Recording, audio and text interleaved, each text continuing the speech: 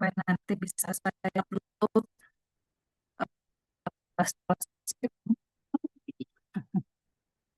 Kita setuju pertemuan kelima ini saya telah masuk dari tahun lalu saya buat itu tuh beberapa caranya besok cukup pun ada di yang saya cantumin di layar. Saya selalu cantumin source yang saya pakai untuk menyusun slide ya. Jadi bukan saya ngarang, juga bukan cuma sekedar dari prompting, tapi ada sumbernya. Nah, yang akan kita bahas hari ini adalah parameter yang parameter kemudian visual input atau mesti akan ada disclaimer banyak rumus so siapin kacang ayam kalau kalian ngantuk tapi sebenarnya rumusnya itu sesuatu yang mungkin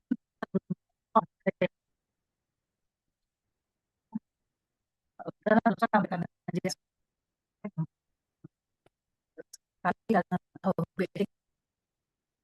yang kalian anggap susah itu sebenarnya gitu loh. Nah, objektif dari kalian mempelajari ini supaya memahami pasti kan itu ada kebayang apa yang penting nggak sekedar brute force atau random aja kalian otak-atik mengubah berbagai ya. Nah, slide-nya cuma dikit, cuma 30, mungkin 1 jam. Jadi poin saya untuk tidak mengenai ini. Nah, dari saya sama weight and Maaf, bias. suara patah-patah Soalnya apa? tuh. Suaranya patah-patah. Caranya patah-patah. Weight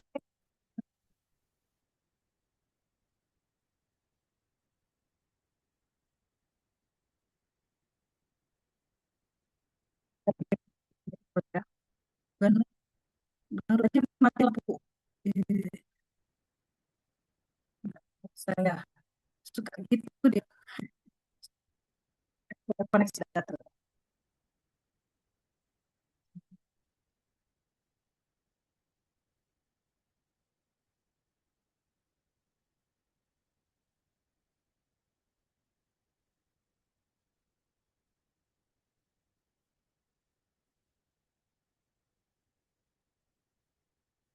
Harusnya,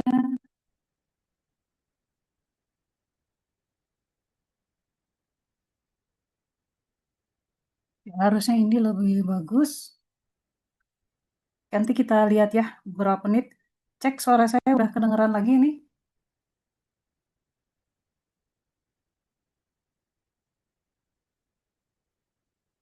Suara saya kedengeran kah?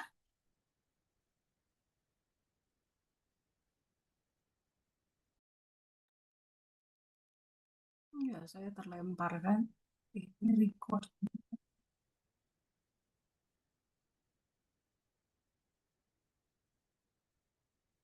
Recordnya udah mulai jalan. Ya. Mohon maaf, ada kesalahan teknis. Suara saya udah aman lagi ini.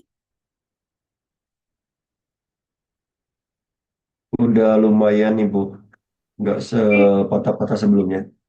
tapi masih patah-patah. Lebih frekuensinya lebih jarang, Oh, I kayak see. cuman kayak cuman sekali dua kali doang di ujung kalimat gitu Bu. Kalau yang sekarang, Oh, wait. Mikrofonnya saya pakai.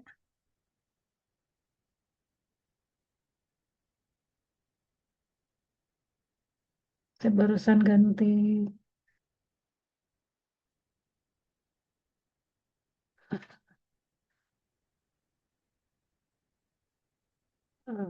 Speakernya agak bermasalah pula speakernya. Mm, mm, mm.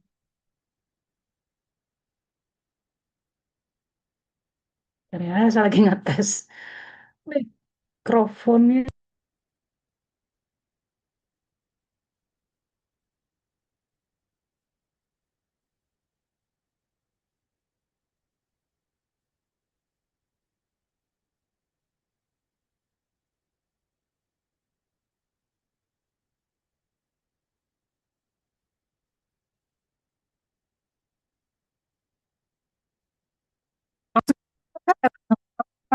masih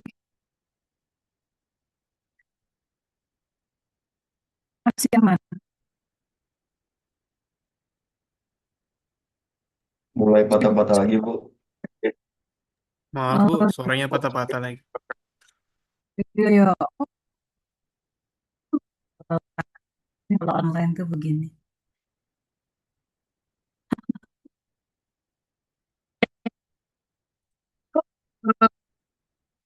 Ngomongnya nggak akan seperti ya, supaya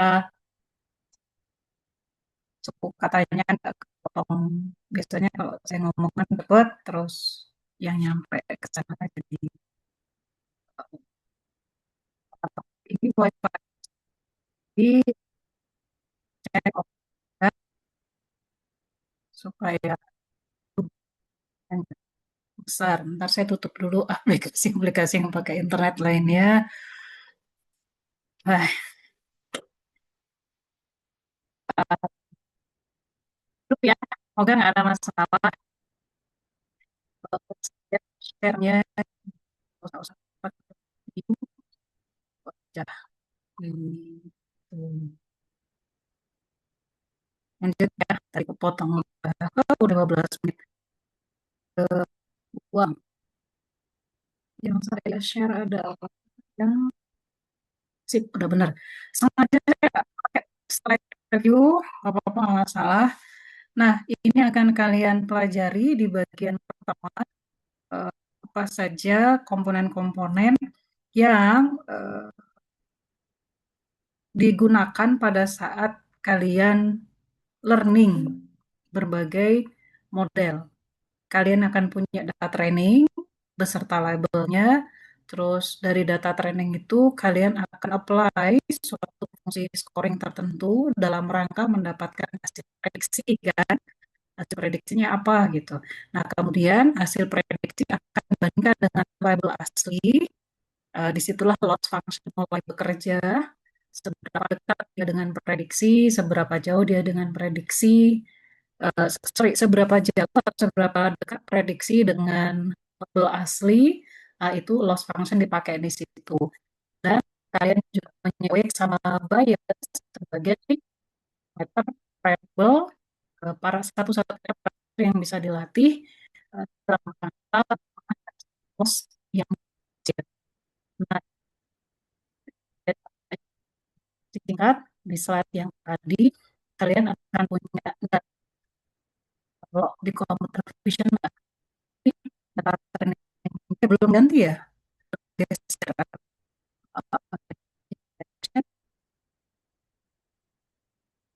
di vision biasanya intensitas yang apa itu diukur si dari biasanya bagian down scale dari 1024 kali 1024 apa biasanya disesuaikan jadi 24 kali 24 kali-kali terus jadi kecil banget ukurannya. Itu semuanya dalam rangka memudahkan komputasi biar nggak terlalu berat. Bu, boleh nggak Bu dipertahankan dalam ukuran asli? Ya, tapi lama banget nanti jadinya. Berat banget itu. Karena itu kan perkalian matriks ya. Meskipun dot product, kebanyakan kan dot product kan kalau di CNN. CNN, kita kan udah belajar CNN kan. Di CNN itu kan kebanyakan dot product pada saat konvolusi gitu. Meskipun dot product tetap aja matriks kalau ukurannya besar kan jadi berat juga gitu ya. Nah, bisa juga datanya itu hasil ekstraksi ya, dan berbagai metode metode aktivitas gitu ya. Nah, biasanya kalau kalian sering utak-atik kode-kode program yang sudah ada, kalian akan berurusan dengan matriks. Setiap matriks itu merepresentasikan suatu data. datanya dalam bentuk matriks ya. Gitu. Nah, itu sekarang ditimbang. Baris itu adalah satu dinding hiasi matriksnya tadi dibuat supaya jadi satu vektor baris, bukan satu vektor baris. Jadi semua data training kalian, kalau kalian punya 1000 data latih, data training, maka kalian dapat 1000 baris, gitu ya. Dan semua data yang tadinya berbentuk matriks untuk satu data training itu akan berubah jadi vektor baris. Jadi nggak usah bingung seperti ini. Nah, kalian juga punya scoring function. Biasanya ini bentuknya fungsi aktivasi. Kan di layer terakhir di fully connected itu kalian akan apply suatu fungsi aktivasi tertentu untuk menghasilkan prediksi kan. Meskipun nanti di prediksi itu kita akan pakai softmax. Softmax akan kita bahas di pembahasan loss function. Jadi inti dari scoring itu apapun namanya, fungsinya berdasarkan dia akan memprediksi label kelas dari data training. Nah, hasil prediksinya itu nanti akan dibandingkan dengan ground truth atau label asli, gitu ya. Jadi ini scoring function di sini. Kemudian kalau loss function masuk ke ini baru overview. Nanti kita akan deep dive ke masing-masing gitu ya. Contoh formula yang dipakainya itu apa. Loss function pada dasarnya dia akan menghitung seberapa besar, seberapa kecil perbedaan antara hasil prediksi dan label yang sebenarnya. Label aktualnya berapa, hasil prediksinya berapa. Nah, kita menghitung selisihnya. Kita sekedar kita kurangin gitu ya, tapi kadang-kadang kita pakai rumus-rumus yang lain bergantung pada kebutuhan. Gitu. Nah, tujuan dari proses learning dan metode di learning ada di kotak biru tuh. Jadi pada dasarnya tuh pengen meminimalkan loss-nya kan. Nah, nilainya itu harus paling kecil gitu. Karena kalau loss-nya kecil, sistemnya lebih bagus. Saya nggak spesifik menggunakan istilah sih, karena untuk operasi ini kan hanya untuk uh, klasifikasi.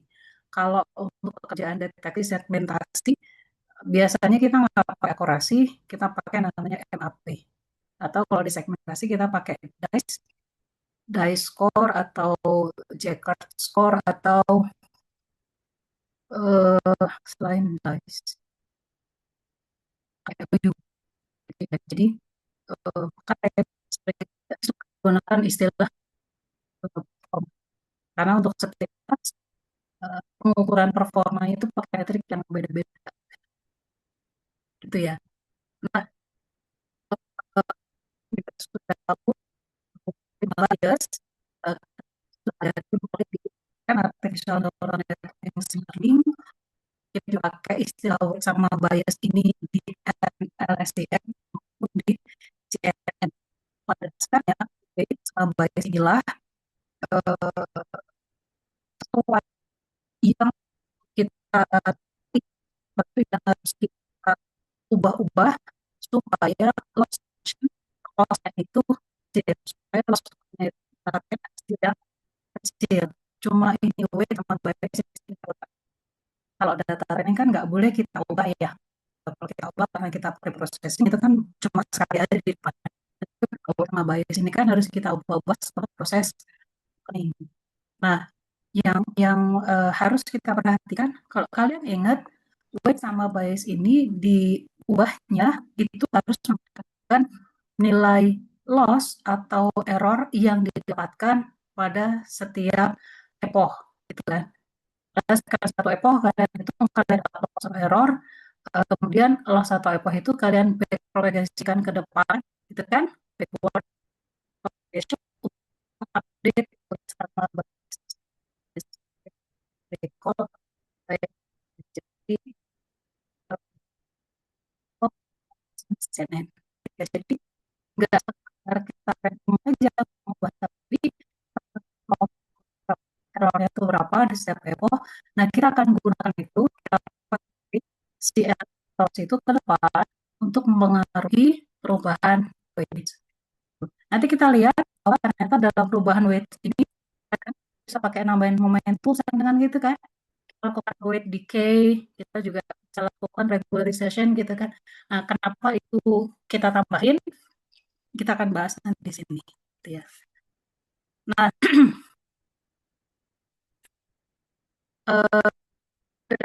pada dasarnya kita lakukan melakukan klasifikasi gede ini kita. Bagaimana kita punya suatu gambar karena kita bekerja dengan gambar ya, computer vision. Bagaimana kita memprediksi label kelas untuk gambar tersebut. Sengaja ini dipilih tas yang klasifikasi dulu karena tas klasifikasi itu adalah tas yang paling dasar di computer vision. Semua tas di computer vision pasti pakai klasifikasi. Ya. Mau position, mau deteksi, mau segmentasi, apapun lah. Gitu ya. Semua ini pasti pakai di dalamnya itu ada klasifikasinya. Gitu ya. Klasifikasi adalah tas paling dasar. Pada dasarnya yang kalian lakukan adalah pada saat training itu kan mengalihkan dalam rangka menghasilkan label prediksi membuat W atau dengan X data kalian seperti terlihat di gambar dan ini adalah X-nya saya 32 kali 3 2072 X plus B. Yes. Dan somehow itu dilakukan kalau di CNN itu kan beberapa kali pakai filternya, pakai pooling, pakai activation function value gitu kan, berkali-kali lagi. Somehow pada akhirnya kita skor ini akan ini sebenarnya super sederhana kan. Tapi ini software mana dia gitu. Intinya kita lakukan pada dasarnya adalah seperti ini sampai kita dapat label prediksi. Prediksinya sekian. Nah, kalau kalian melihat prediksi yang paling besar di bagian kelas kucing, maka oh gar ini akan diprediksi jadi kucing. Perhatikan, oh jadi itu nggak cuma prediksinya itu keluar satu angka. Kita punya 10 kelas di data kita, jadi kita sih untuk dijadikan sebagai prediksi akhirnya yang nilai kita tinggi. Itu pakai Max. Iya. Jadi inilah yang sebenarnya enable parameter yang kalian harus ubah-ubah, yang kalian harus setting, semua proses ini dilakukan pada kumpulan nilai W dan B sehingga nilai loss-nya itu paling bagus. Nilai loss-nya paling kecil. Tujuannya kayak itu. Stefani ya. Jadi kita akan menggunakan scoring function dapat di sini. Kita juga akan otak-atik loss function-nya ini karena mereka itu akan mempengaruhi perubahan pada nilai W dan B. Jadi jawabannya W dan B maka menghasilkan hasil prediksi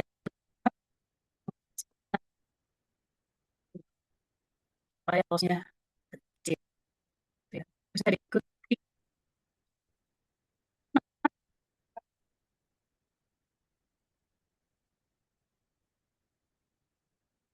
Ini saya skip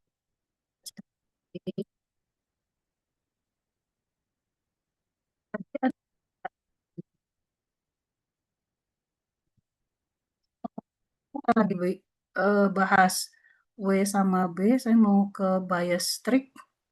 Ini kalian saya boleh kita lagi bahas matriks W dan vektor B itu. Nah, kalau kalian sendiri plus B X ditambah B itu kan soal jadi melakukan komputasinya itu di sini ditambahin di matriks W. maka matriks W yang tadinya 20 kali 2 kali 4. Ditambahin 1 sel di bawahnya supaya kompatibel dengan matriks W. Uh, jadi nanti tinggal di hasilnya sama aja. Jadi pada dasarnya si matriks yang kalian dapati di program yang kalian pakai itu sudah include di kolom biasanya ada bias ini ya gitu. Data biasanya di subsel tuh karena ini kan 2 kali 4 bisa sama vektor X tuh gitu ya tuh bias tarik. Jadi karena kalau kalian mau ini kenapa ya matriksnya kok ukurannya sekian ya karena ada begitu. Karena matriks itu kalau dikalikan harus kompatibel kan, kalau nggak kompatibel ya nggak bisa jalan perkalian matriksnya. Begitu. Kita masuk ke loss function. Tadi scoring function udah, yang tujuannya adalah untuk mendapatkan prediksi kan di sini kan ya. Sekarang kita mulai masuk ke loss function. Nah, kalau kalian sering lihat tuh grafik seperti ini kan, kalau kalian coba-coba program, yang paling bagus adalah kalian tahu kalau kalian dapat grafik epoch versus loss, sumbu Y adalah loss, sumbu X adalah epoch, maka kalian akan melihat yang paling bagus itu yang loss-nya semakin turun, semakin kecil. Kalian perhatikan nilai loss di sumbu Y itu angkanya kecil-kecil 0,2, 0,4. Nanti saya akan perlihatkan apa efek dari vanilla gradient descent dengan batch gradient descent atau stokastik kalau kalian sering dengar ya. Batch gradient descent itu stokastik. Vanilla versus SGD versus stokastik meskipun sama-sama si grafiknya menunjukkan pola seperti ini yang kalian lihat di layar, tapi yang berbeda tuh di nilai loss-nya. Nanti kalian akan saya kasih lihat di situ.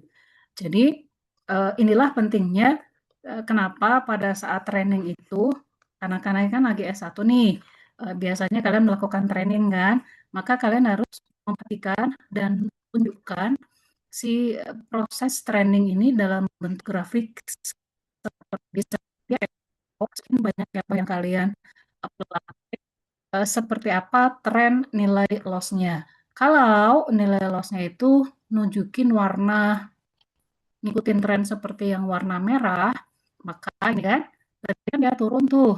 Ini masih bisa potensi turun lagi nih. Maka training kalian bisa kalian lanjutin. Ada sesuatu yang masih bisa diimprove di situ. Tapi kalau kalian training itu dan seperti ini, kayak stuck gitu kan, nggak gerak-gerak, segitu aja lepasnya. Pertama, ya memang datanya susah banget untuk bisa dimodelkan dengan baik karena loss-nya itu nggak turun-turun setelah sekian banyak epoch. Itu pertama. Yang kedua, ada yang salah di proses training kalian. Entah di parameter tuningnya, entah kalian harus lakukan pre-processing lagi untuk improving kualitas dari data input, atau apapun lah gitu ya. Ada yang harus kalian ubah gitu. Jadi perhatikan grafik dari loss yang kalian dapatkan pada saat training supaya kalian itu bisa improving sesuatu di situ. Jadi misalnya kalian bertahan pokoknya performanya cuma 60% Bu gitu kan. Di sini cuma 60%. Loss-nya 0,6 performanya berarti berapa tuh? 60%, 40 performanya 40% jelek banget kan. Dan nggak tahu mesti gimana. Pokoknya dia kalau setiap kali udah di training sekian kali dia bertahan di situ. Nah, justru kalian harus disitulah jiwa engineer kalian harus muncul gitu. Ini berarti ada salah gitu di sini. Gitu ya. Jadi tujuan dari training grafik ini, grafik loss ini untuk menunjukkan ke kita seperti apa performa dari trainingnya dan ada yang harus kita lakukan di situ gitu ya. Nah, apa aja sih yang mesti tweak gitu. Nanti kita lihat ya. Saya mau geser.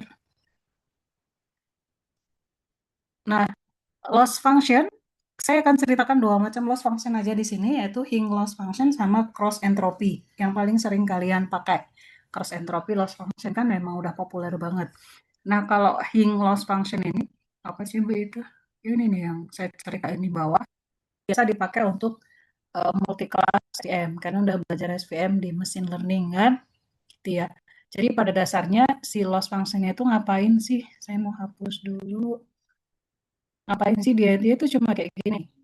Dia akan milih antara nilai mana yang maksimum antara 0 atau perbedaan antara SJ apa tuh ditulisin di sini sama saya, prediksi, skor prediksi.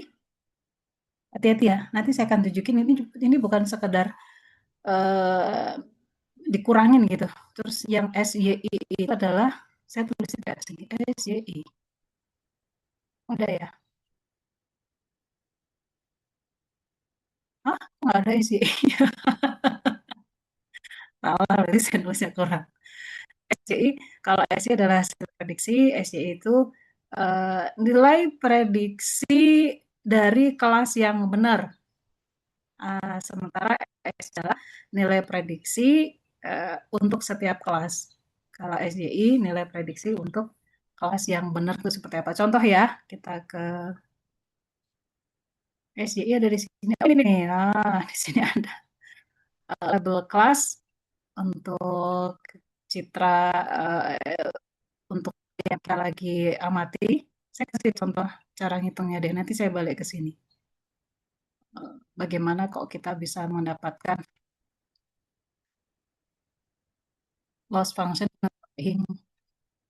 Ini caranya beda dengan cross entropy. Nanti kalian bisa bandingin ya. Misal saya dapetin hasil prediksi untuk si 3 buah gambar yang saya punya. Misal sistem saya itu cuma punya 3 kelas. Anjing, kucing, sama panda. Cuma 3 gitu ya. Terus saya punya 3 buah data testing. 1, 2, 3. Yang pertama, saya sistem saya mengeluarkan nilai prediksi untuk kelas dog itu paling tinggi. Berarti benar kan? Kan jadi gambar 1 itu diprediksi benar. Gambar 2 harusnya kucing, harusnya kan skor kucing paling tinggi, tapi ternyata skor paling tinggi itu untuk dog. Berarti salah kan? Nah, maka disebut incorrect prediction. Nanti saya akan bawa kalian untuk ngitung gimana cara lossnya itu dihitung gitu ya. Kemudian yang gambar 3, harusnya kan panda dapat skor tinggi ya. Nah, ternyata enggak. Skor tinggi itu didapatkan di kucing. Ini kan skor tingginya di dog, ini skor tingginya di kucing. Maka yang saya punya itu kan angka-angka prediksi begini. Nah, saya itu pengen di Hing loss function ini, kalau prediksinya itu benar, maka loss-nya itu harusnya 0. Kayak gini kan. Kalau prediksinya benar, maka loss-nya 0. Kalau prediksinya salah, maka loss-nya gede ini. Loss gede kan.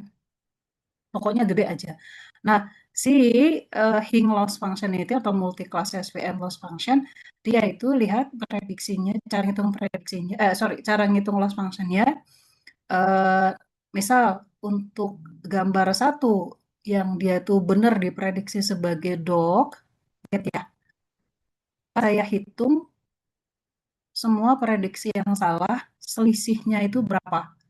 Prediksi yang salah itu kan ada cat, saya kurangi dengan nilai prediksi si dog, kemudian si panda ini kan saya kurangi dengan prediksinya si dog, ada tambahin 1.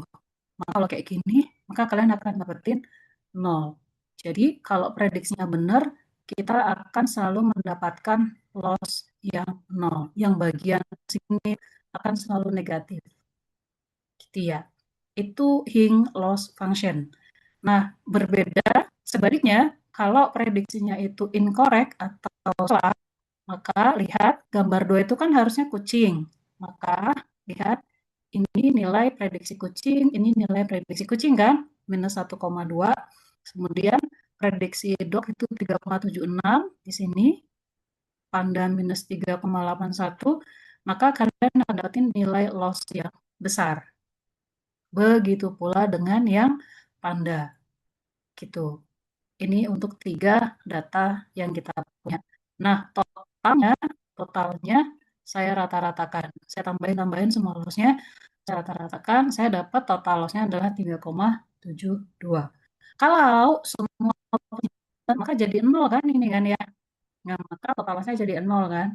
Tapi karena ada yang salah, maka total lossnya jadi yang nggak 0.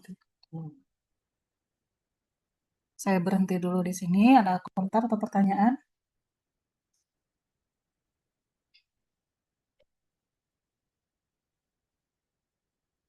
Berbeda ya dengan yang eh, loss function yang selama ini kalian atau yang mungkin sampai dengan saat ini kalian diajarkan di kelas machine learning, cuma dikurangin aja gitu, bukan seperti itu. Ada ada apa ya? Ada makna dari kenapa si Hing loss function ini disusun seperti ini. Karena objektifnya itu ya kalau dia benar maka loss functionnya harusnya 0, kalau dia salah ya gede gitu. Kayak gitu. Itu loss function yang Hing. Saya hitung sampai 5, kalau nggak ada komentar saya lanjutin. Aman? Boleh saya lanjutin ini?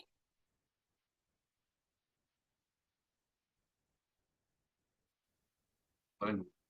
Aman, Bu. Aman ya. Semoga kalian memahami. Nah, itu loss function yang pertama. Kemudian yang kedua, loss function yang sering kalian dengar juga, cross entropy. Di cross entropy ini dia pakai softmax. Kayak gimana sih gitu ya. Softmax itu kan pada dasarnya dia akan ngasih probability untuk setiap prediksi. Nah, kemudian si cross entropy itu akan ngitung loss function-nya. Itu ya sebentar ya. Nanti saya akan kasih lihat contoh perhitungan sederhana. P, sering kalian lihat kan itu simbol probability untuk label Y dan data X, maka E itu 272 dipangkatkan dengan prediksi, terus dibagi, dinormalisasi dengan kumulatif nilai prediksi untuk semua data. Nah, cross entropy dia ngitung negatif logarithmic loss. Kalian sering kalau di kode program itu NLL. Negatif log itu cross entropy. Maksudnya negatif memang negatif kan ada negatif log, negatif log loss, negatif logarithmic loss gitu pokoknya. Adalah softmax. Jadi si cross entropy itu ngitung adalah loss function untuk si hasil dari softmax. Kalau untuk semua training dataset ya tinggal dirata-ratain aja. Nah, sebuah ilustrasi kenapa dia bisa bekerja dengan baik, lihat yang nilai softmax itu kan antara 0,00001 sampai 1 kan, namanya juga probabilitas ya ini nih. Nilai X hasil dari softmax, output dari softmax, tentang probability, dia akan seperti ini kan, dari 0,001 sampai X. Nah kan, ini 0 sampai 1 gitu ya. Nah, nilai negatif lognya itu tuh bakal kayak gini nih, yang merah itu, gambar grafik merah. Kalau probability-nya 1, berarti kan dia mendekati, berarti prediksinya itu kan gede banget, confidence-nya gede banget gitu. Artinya prediksinya itu benar gitu kan, dia yakin banget sama prediksinya. Maka loss-nya itu 0, gitu ya. Jadi inilah si cross entropy loss. Kalau nilainya gede, lihatin kalau nilai softmax-nya gede yaitu mendekati 1, maka loss-nya itu juga akan mendekati 0. Maka rumusnya itu kayak gini. Kenapa dia pakai negatif log? Jadi gitu ya. Kenapa ya ini kan rumusnya sederhana, jangan sampai kalian lupa. Muncul di ujian nggak Bu? Iya, enggak sih, tapi kalau kalian ditanya pada saat sidang TA, kalian paham ya, apalagi kalau misalnya kalian lanjut ke S2, S3, ini kan sederhana, ya sengaja kan udah ngerti sekarang. Ya. Jadi negatif log di sini tujuannya untuk membuat supaya nilai softmax ini Kalau memang dia probability-nya itu mendekati 1, artinya prediksinya itu benar, maka loss-nya itu juga kecil kan? Ini kan mendekati 0 kan berarti loss-nya, gitu ya. So, saya lanjutin contoh perhitungannya. Nah, coba perhatikan di sini. All drawing. Coba di proses dulu apa yang muncul di layar. Saya mau screen capture dulu. eh, yang ada di layar. Kalian tuh kalau online yang datang banyak, kalau offline yang datang terserah sih ya. Kalian udah gede, udah tingkat 3, tingkat 4, kuliah mah. Tanggung jawab masing-masing. Ntar ya, saya screen capture dulu.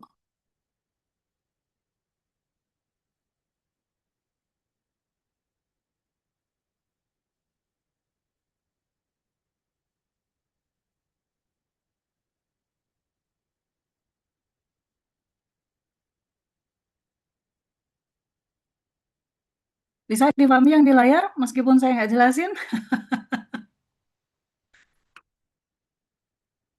Apa itu, Bu?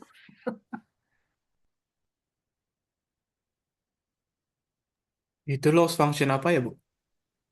Cross entropy, log loss. Baik, Bu. Cross entropy kita lagi bahas. Cross entropy. Nah ini, kita lihat. Tadi kan Hing loss, ini kan, ini contoh cross entropy. Ya, di sini. Softmax, kalian akan dapetin probability kan, nilainya 0 sampai 1. Lebih dari 0 sampai 1, X-nya, atau X-nya, dengan kalian tambahin negatif log, kalian apply nilai probability itu ke negatif log, maka kalian akan dapetin nilainya itu, kalau negatif itu, maka hasil negatif lognya adalah mendekati 0. Nah, konsep dari cross entropy loss tuh kayak gitu, negatif log. Kalau di kode program tuh NLL, negatif log loss. Gitu Bu ya, nggak pernah merhatiin. Nah, sekarang merhatiin ya, negatif log loss. Idenya kayak gitu. Nah, yuk kita coba perhatiin, saya jelasin sebentar bagaimana cara kerja si negatif log loss ini. Misal misal somehow ini adalah hasil prediksi yang dihitung pakai fungsi scoring, satu forward pass gitu ya. Satu forward pass kalian akan dapetin nilai prediksinya, nilai scoring function seperti ini dari hasil fungsi aktivasi misalnya. Fungsi aktivasi di layer terakhir dari fully connected atau dari dense. Terus kalian apply softmax, tapi yang belum ini softmax-nya rumusnya ini nih softmax kan, yang seksi lingkaran merah itu softmax. Nah, softmax itu yang ini. Gitu. Ini hasil softmax. Ini kan masih E pangkat S 2,72 dipangkatin, kalau nggak percaya coba hitung 2,72 dipangkatin sama minus 3,44, kalian akan dapetin angka kayak gini, sama gitu ya. Terus kalian normalize kayak gini dengan sum dari semua E-nya, ini di sum di jumlah, kalian normalisasi semua jumlahnya ini kan, kalian akan dapat kayak gini. Saya berhenti di situ dulu. Saya berhenti di situ dulu ya. Bisa ya difahami ya. Jadi, coba tapi sebelum saya ke negatif log loss, kalian perhatiin deh. Dari function, saya dapetin angka ini kan. Minus 3,44, 1,16, 3,91 untuk tiap kelas. Sementara kalau pakai softmax, ini softmax, hasil softmax itu yang biru ini, saya dapetin angka kayak ini. Gitu tuh. Nah, dari sini ke sini, itu kan kelihatan banget bedanya ya. Jadi, kenapa sih Bu nggak berhenti aja pakai scoring function? Kan udah kelihatan, ambil aja paling gede gitu kan, 3,91. Nah, cuma kita itu, ya ini kan cuma tiga kelas. Ya, kalau kalian punya 100 kelas, 1000 kelas, kayak jumlah, ada berapa kategori objek sih di dunia ini, ada banyak banget kan? Nggak cuma 1000 kan, bisa jutaan objek kan. Maka angka-angka ini kan jadi kecil-kecil gitu tuh. Nah, jadi nggak cukup juga kalau kita berhenti pakai scoring function. Maka softmax ini come to the rescue, dia ngasih probability untuk setiap hasil scoring function. Probability-nya berapa? Nah, dengan softmax ini, maka kalian akan bisa yakin hasil prediksi yang paling besar yang ambil itu memang hasil prediksi yang bagus gitu. Jadi instead of menggunakan nilai kecil-kecil kayak gini yang kita nggak yakin itu, nah si softmax itu jadi membuat kita yakin banget probability dia ditebak sebagai kelas panda, emang dia panda kan gitu kan, jadi sekian gitu ya. Jadi yang digunakan untuk klasifikasi ya karena begini gitu ya. Kenapa di softmax lagi sih Bu dari scoring ya kan ini gitu. Kalian akan jadi lebih yakin confidence score-nya berapa gitu ya. Nah, loss-nya berapa gitu ya, bisa diikuti ya. Saya bisa lihat muka kalian, kalau di kelas itu kan saya bisa lihat muka kalian ngerti atau enggak. Nah, ini adalah hasil prediksinya pakai softmax dalam bentuk probability itu. Jadi si panda itu nilai softmax-nya, nilai confidence-nya adalah 93%. Nah, nilai loss-nya kita apply negatif log, ini cross entropy ya. Cross entropy, apply saja si negatif log untuk setiap angka di sini, maka untuk 0,93 kita akan punya loss-nya itu sekian. Kalau kalian hitung negatif log untuk angka-angka ini tuh angkanya gede loss-nya. Gitu. Saya tinggalin ini yang nggak usah dihitung lah ya pokoknya kalian. Pakai kalkulator nanti bisa kelihatan ya. Atau prompting. Maka nilai negatif log di sini paling kecil. Yang di sini bakal gede. Screenshot, kalian prompting, buktiin apa yang saya omongin. Gitu ya. Ada pertanyaan atau komentar di sini?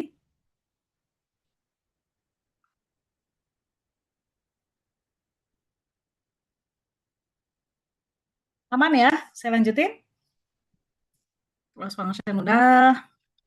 Scoring function udah. Saya lanjutin ke optimisasi. Optimisasi ini apa sih, Bu? SGD, terus nanti ke regularisasi. Nah, sering pakai kan kalian? Kalian tuh sering pakai, cuman kenapa ya? Pokoknya pakai aja gitu. Ini ada SGD, terus nanti ke momentum sama regularisasi. Udah gitu aja. Nah, kan tadi scoring function udah. Scoring function itu pada dasarnya untuk menghasilkan prediksi itu kalian apply scoring function tertentu, satu forward pass gitu kan, yang berakhir dengan fungsi aktivasi di layar terakhir, hasilnya seperti ini. Terus pada saat ngitung loss function, kalian apply softmax, terus kalian hitung negatif log-nya cross entropy. Cross entropy loss-nya pakai negatif loss. Kalian dapat loss. Terus ketika loss-nya misalnya masih gede, kalian harus lakukan backward propagation kan untuk update si way-nya. Nanti kalian hitung lagi scoring function, forward pass, sampai dapat prediksi lagi, terus kalian hitung loss-nya lagi, udah turun atau belum, lakukan backward propagation lagi, berulang-ulang gitu kan. Nah, pada saat proses kayak gitu, nah kita bisa melakukan optimisasi. Optimisasi yang tujuannya untuk improving mekanisme update weight-nya itu supaya lebih cepat, supaya lebih mengarah pada loss value yang kita inginkan, gitu ya. Jadi, optimisasi di sini yang sering kalian dengar adalah SGD, Stochastic Gradient Descent, pada dasarnya adalah sama dengan batch. Apa sih yang dilakukan? Jadi instead of kalian itu, saya tinggalin yang itu, skip ya, mana ya. Nah, jadi yang kalian sering lakukan, kalau di kelas mesin learning saya jelasin detail dari stochastic gradient descent ini. Jadi daripada kalian misalnya nunggu untuk setiap satu data training, kalian akan dapat error kan, loss atau error. Kalian punya 1 juta data training, untuk setiap satu data training kalian akan dapat loss atau error, kalian jumlahin atau rata-rata error itu, baru kalian update weights-nya. Kalau nunggu 1 juta data, baru bisa ngupdate weights itu kan kelamaan. Maka yang dilakukan adalah pakai batch, per batch. Mau 32 data, per 64 data, dan sebagainya. Nah, ini yang kemudian kita pakai untuk dari di sini 256 gitu ya, satu batch datanya. total misalnya Bu, saya punya 2 juta data, tapi per 256 data, saya akan ngitung bobot perubahan update, perubahan sama update, saya kan belibet. Per 256 data, saya untuk update weights-nya. Ini ya. Jadi setelah 256 data ini dihitung loss-nya berapa, habis itu di back propagation kan, back propagation nanti akan dapat delta W-nya kan. Nah, W-nya itu baru di-apply setelah 256 data ini. Gitu.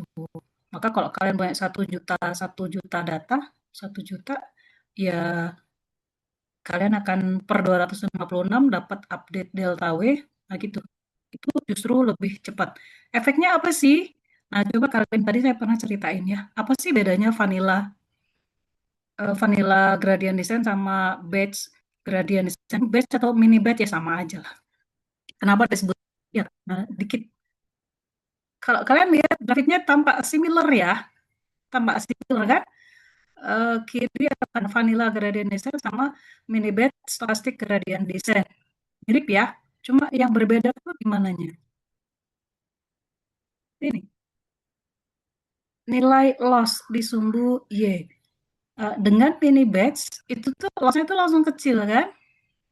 Tapi kalau pakai vanilla gradient descent tuh yang per data dihitung loss-nya gitu loh. Terus dipakai untuk perubahan W di data kedua pada saat training data kedua. Dapat loss lagi, back pro lagi, hitung delta W dipakai untuk ngitung loss data ketiga dan seterusnya. Itu vanilla gradient descent dia. Loss-nya itu susah banget turunnya. Gitu. Sementara kalau pakai mini batch gradient descent itu yang sering dipakai SGD kan, per batch-nya. Batch-nya itu termasuk hyperparameter yang harus kalian tweak, harus kalian tuning. Nilai loss-nya itu jadi lebih cepat turunnya.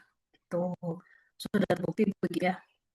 Jadi kalau kalian menemukan itu bukan sesuatu yang baru lagi. Gitu. Saya berhenti dulu, ada komentar, pertanyaan?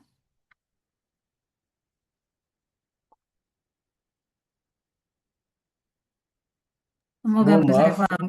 Yes, tadi Ibu bilang batch dari mini batch SG ini termasuk hyperparameter yang harus dituning juga ya, Bu? iya di sini nih, batch size-nya. Kalian suka utak-atik batch size ya? 8, 16, 32, 64, kelipatan 8 ya? 8 itu. Karena di setiap, bentar ya, saya kasih lihat yang ini. Kalau saya ngomong nggak ada ilustrasi, di dunia online begini kan, susah bener gitu ya. Gini, saya kasih lihat di mana saya ceritain itu ke mahasiswa ya. Hmm,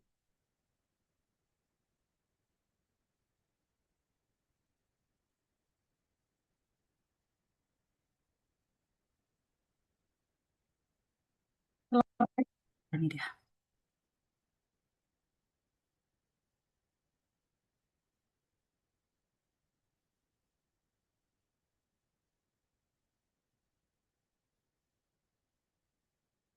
Ini catatan yang saya berikan ke mahasiswa saya di kelas machine learning.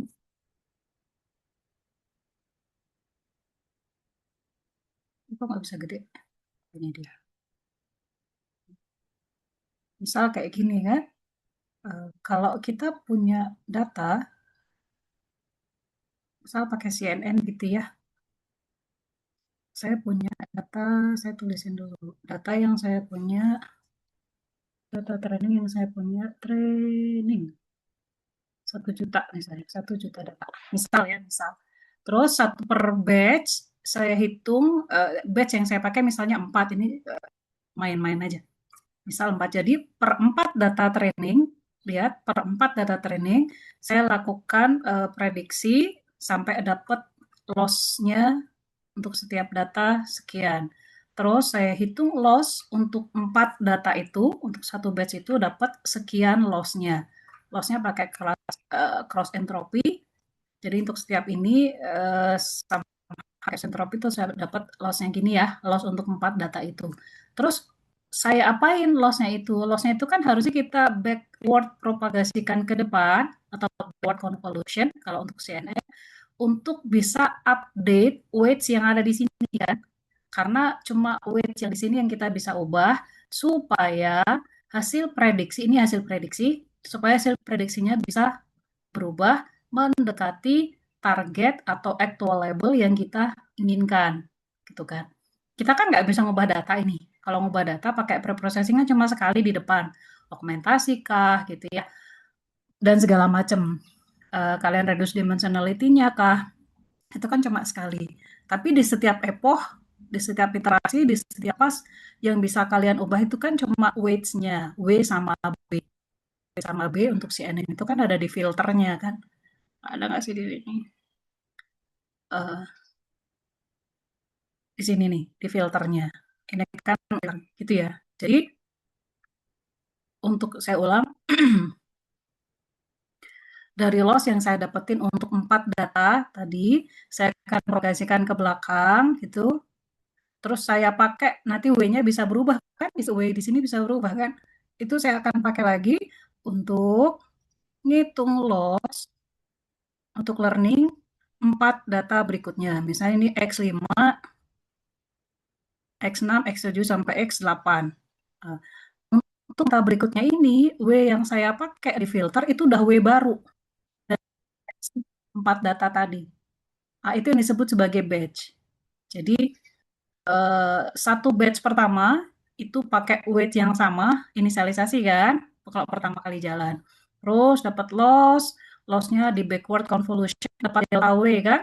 Delta W ini akan saya pakai untuk update si W-nya. Jadi di sini W-nya udah W aksen, udah berubah.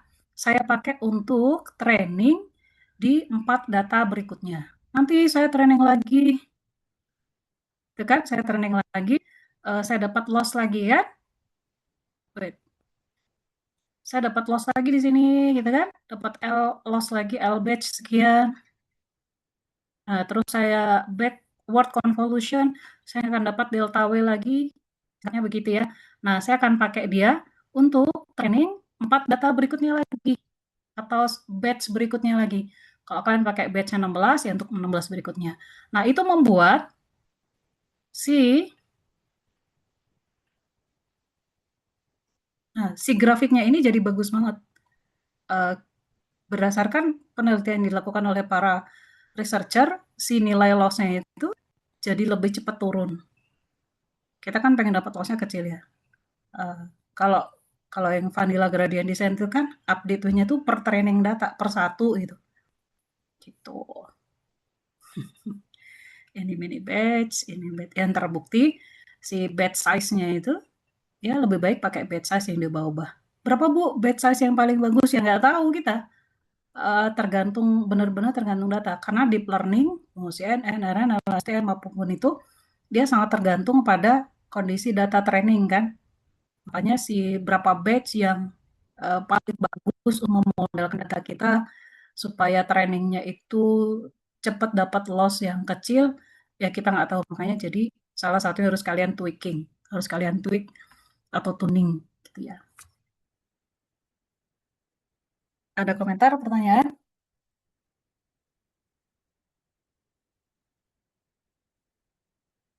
Kan ya, cuma gitu. Jadi kalian udah kenal, sebenarnya semua istilah yang ada di slide ini kalian udah kenal, cuma mungkin kalian tuh kan learningnya tuh by practice ya, nyoba-nyobain.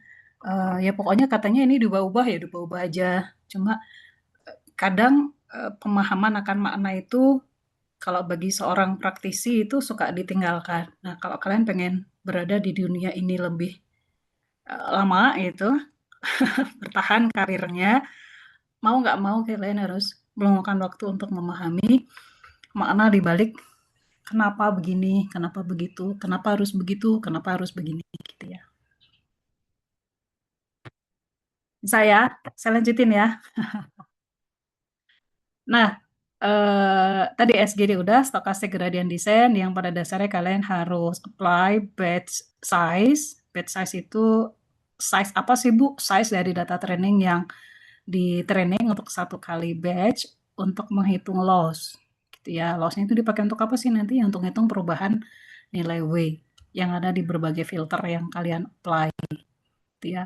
Nah, kalian juga kenal ada di layar muncul istilah momentum, Nesterov, sering ya, dan ada banyak lagi yang lain. Saya cuma akan bahas momentum aja di sini. Jadi memang momentum ini tujuannya apa sih? Kalau di rumus itu dia akan cuma ditambahin gini aja.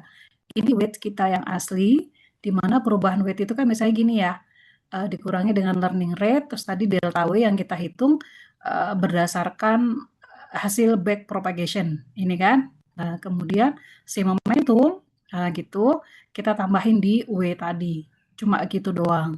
Nah, rumus dari momentum itu gini, super duper sederhana, nilai momentum si gamma value standarnya itu kan biasanya 0,9. Kalau kalian pakai dekode, kalian bisa utak-atik di sini sebenarnya ada learning rate juga. Ini diketahui hasil dari back propagation. Tujuannya itu adalah mempengaruhi nilai W. Nah, apa sih maknanya si momentum ini? Di sini nih, saya balik lagi ke sini. Jadi, kalau si perubahan dari, saya hapus dulu. Kalau memang si SGD itu arahnya itu udah benar, maka dengan kita nambahin momentum, dia akan jadi semakin cepat gitu. Tapi kalau arah dari si SGD-nya ini salah, maka si momentum ini akan ngasih kayak perbaikan. Jangan turun ke situ. Contoh si gambar mangkok yang tadi saya skip kan. Si momentum itu ilustrasinya kalau memang kita kan dapat di sini nih, gitu kan ya. Kalian sering lihat kayak gini ya. Si SGD itu berusaha untuk dapetin loss yang paling kecil di sini kan. Nah, kalau memang si SGD kita itu mengarah ke arah yang benar, si momentum akan bikin dia semakin cepat gitu. Kayak orang main prosotan gitu kan. Tapi kalau ternyata eh, dia tuh mengarah ke arah yang salah, si momentum itu akan ngasih kayak perbaikan. Jangan terlalu kencang ke situ, itu tuh arah yang salah, kayak gitu, semacam itu.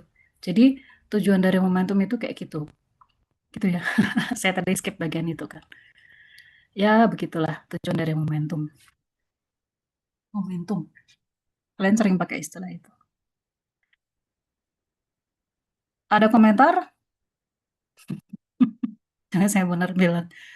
eh Banyak banget rumus-rumusnya, Bu. Ya, begitu. Ya, kalian harus memahaminya. Gitu. Nah, terakhir, saya akan bahas regularization, tapi sebentar. Mana ya? Ada istilah. Kok nggak ada contohnya ya? Oh iya, harusnya ada banyak contoh supaya kalian kebayang. Eh, Coba perhatikan grafik ini. Kalian sering lihat juga dari sejak kalian belajar dasar kecerdasan artifisial ya. Kalian dikenalkan istilah overfitting itu pakai grafik begini kan. Kalau yang biru terlalu banyak belok-beloknya ini, itu artinya data kalian overfitting. Kalau yang hijau artinya itu yang paling bagus tuh yang hijau gitu. Tapi kalau yang orange artinya itu underfit. Maksudnya apa sih Bu? Maksudnya itu gini. Contoh nyatanya itu kalian sering mendapati, misalnya nih kalian training dapat datanya banyak gitu ya. Data yang kalian training itu banyak, terus kalian dapat akurasi klasifikasinya itu misal 99%, misal gitu ya. Terus kalian pakai data testing yang baru dari real world data uji, terus kalian apply pakai model itu, tiba-tiba prediksinya itu salah semua. Terus secara keseluruhan performa dari data ujinya itu cuma 60% misalnya. Nah, itulah overfit. Jadi istilah overfit, underfit atau generalize itu apply atau untuk performa dari training. Jadi hasil trainingnya itu terlalu overfit ke data training sehingga ketika dikasih data baru, data uji, dia nggak bisa prediksi atau prediksinya salah. Itu yang disebut sebagai overfit. Nah, itu terlihat dari hasil trainingnya 90% misalnya, tapi si hasil ujinya jatuh ke 60%. Nah, kita nggak mau kayak gitu. Kita nggak mau overfit. Yang paling bagus adalah ya kalau data trainingnya akurasinya 90%, maka ya data ujinya juga akurasinya 90%. Tapi itu kan sangat susah untuk tercapai. Maka yang bisa kita lakukan, ya jangan jauh-jauh bedanya gitu ya. Ya kalau misal memang si data trainingnya itu akurasinya 90%, data uji kita ya nggak jauh-jauh dari 90 lah, bisa 80-an itu udah bagus. Masih ada overfit dong Bu, ya nggak apa-apa, tapi dikit kan. Selisihnya kan 10% tadi ya, data training akurasinya 90%, data uji akurasinya 80%. Nggak masalah, karena overfit itu nggak bisa kita singkirkan gitu. Maka yang paling bagus ya kita buat supaya selisih antara performa training sama performa testing itu nggak terlalu jauh gitu. Itu overfit versus generalize ya. Nah, sekarang saya masuk ke underfit. Underfit itu kejadian sebaliknya. Jika misal, ini juga nggak boleh sebenarnya. Di kasus ekstrim underfitting itu nggak boleh. Underfit misal, underfit ya, underfit. Saya tulis di sini. Akurasi training misalnya 70%. Terus pas kalian testing, akurasi testingnya itu jadi 90%. Bagus kan? Testingnya 90%. Tapi inilah underfit. Gimana ceritanya? Wong trainingnya aja cuma 70%, kok testingnya 90%. 20% itu dapat dari mana? Artinya dia kayak nebak aja terus beruntung kan? Nah itu tuh nggak boleh. Ini juga nggak boleh kondisi kayak gini. Hati-hati ya. Jangan seneng aja ketika akurasi testingnya sekian. Makanya kalau kalian lagi eksperimen nyoba-nyoba untuk TA misalnya atau untuk ya challenge, coba perhatikan akurasi atau performa training sama testingnya coba bandingin. Jangan sampai ada underfitting atau overfitting yang ekstrim. Nggak boleh nih. Gimana caranya dapat 20%? Jadi model kita tuh jadi diragukan gitu. Ada proses random nebak kan? Nebak gitu dan ternyata bener ya. Itu kan kayak kita nggak mau kayak gitu. Kan bahaya banget kan kalau kita apply sistem kita ke dunia nyata untuk prediksi kanker misalnya atau prediksi penyakit kan nggak boleh ya. Bahaya banget itu. Gitu ya. Jadi kalian harus perhatikan ini. Nah, yang bagus itu kalau kita bisa mencapai kondisi generalitas yang paling bagus. Kayak gini nih yang hijau. Tapi kan susah Bu ya. Ya iya memang. Kadang kita dapetin kayak gini nih. Hijaunya yang ini tuh nggak ketangkep gitu ya. Kalian anggap sebagai error kan nantinya. Apa? Jadi kadang-kadang kita kayak gini. Lebih dari akurasi training dan akurasi testingnya itu 80%. Ini lebih kita pilih daripada kayak gini.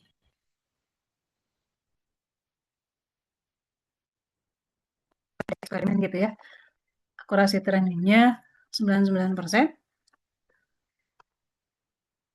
akurasi testingnya 75%.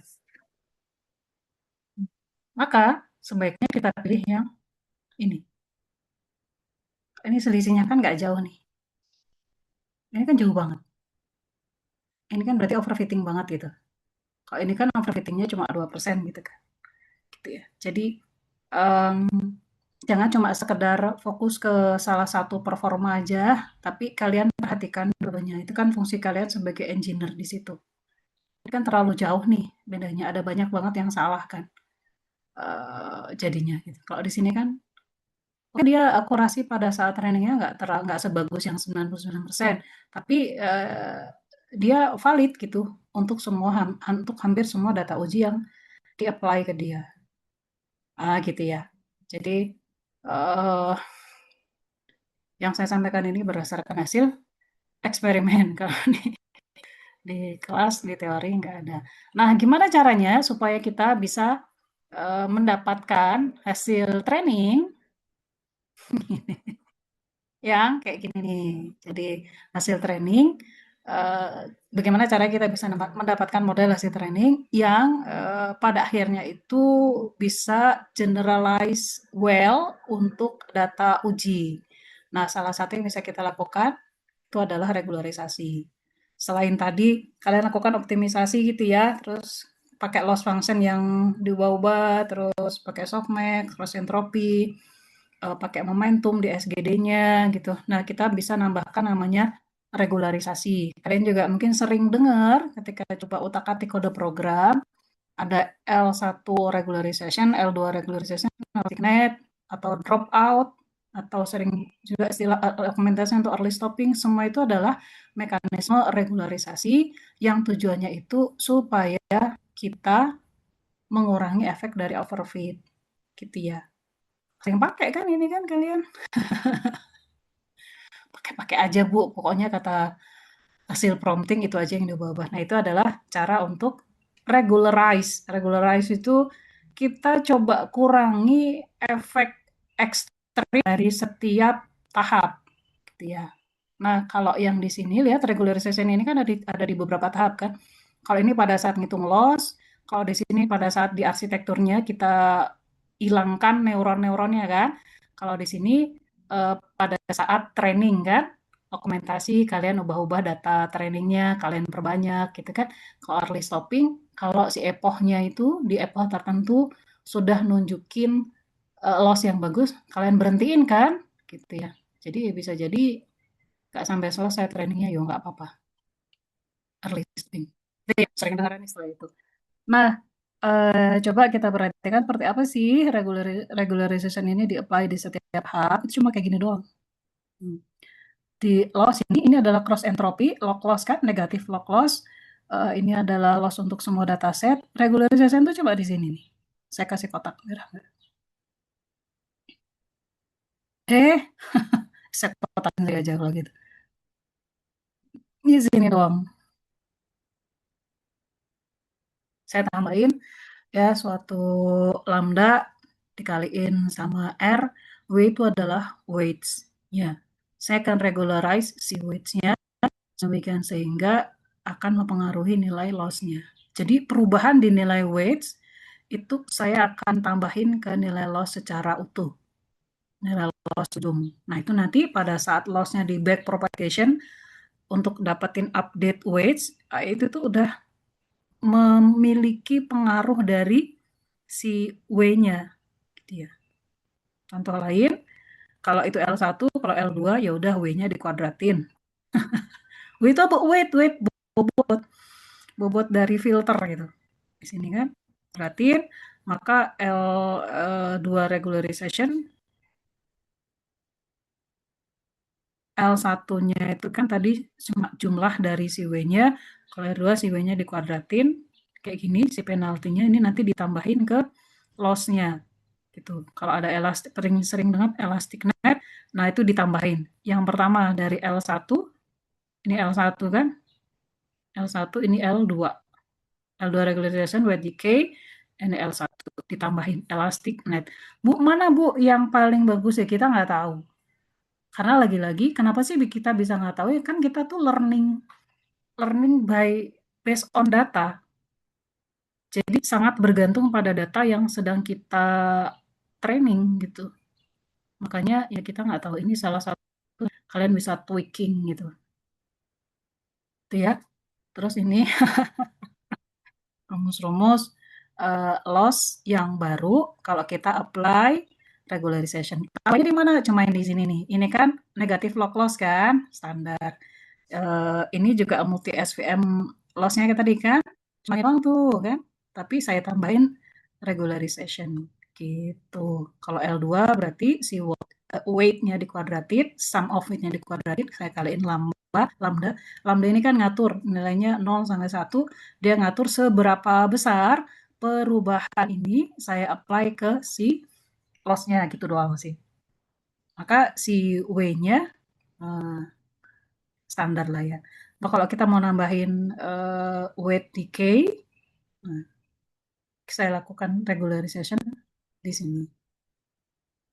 Kalau kalian mau coba berpikir lebih dalam, kenapa sih yang kotak-kotak merah itu ditambahin? Itu kan sebenarnya eh, kita itu agak kasih dispensasi terhadap nilai-nilai loss sama update weight itu.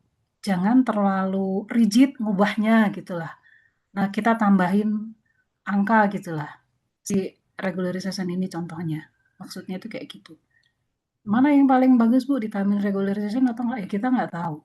Karena lagi-lagi tergantung pada data yang kita punya. Ya, itu regularization. Habis. Gitu ya. Jadi regularization ini tujuannya adalah ya tujuannya kalau kalian lihat di konsep itu kan ditulisnya menghindari overfit gitu. Ya gitu. Cuma gitu. So, ada komentar, pertanyaan? Habis materi saya.